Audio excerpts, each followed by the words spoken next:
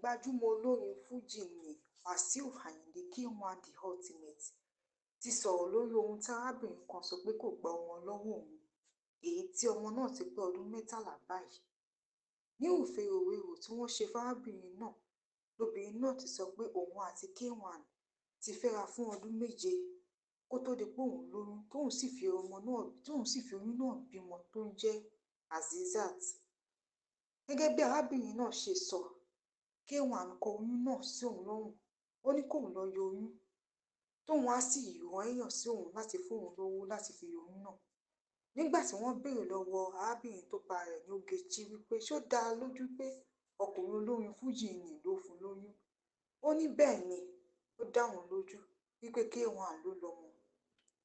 Arábìnrin náà sọ pé òun pàdé olúwayé Fújì nígbà tí òun ṣiṣẹ́ aṣaralẹ́ṣọ̀, aṣèékánná ọwọ́ àti tẹsẹ̀, èyí tí òun máa ń ṣe fún K1 nígbà tó bá wá sí ṣọ́ọ̀bù òun.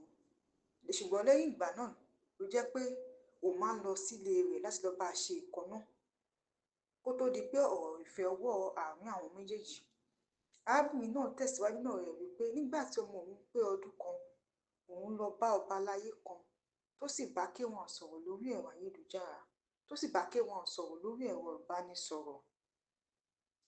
Ó wá fi kún ọ̀rọ̀ rẹ̀ wípé òun lọ bá ìyá K1 nígbà tó wà láyé.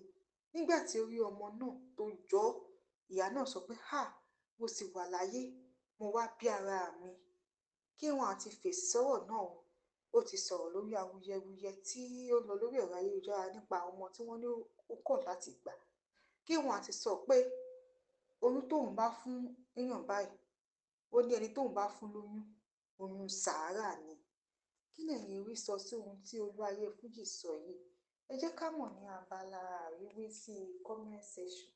Ẹ jọ̀wọ́ ẹ like kí ẹ share fídíò wa. Ẹ ṣé gan-an ni fún àtìlẹ́yìn. A dúpẹ́.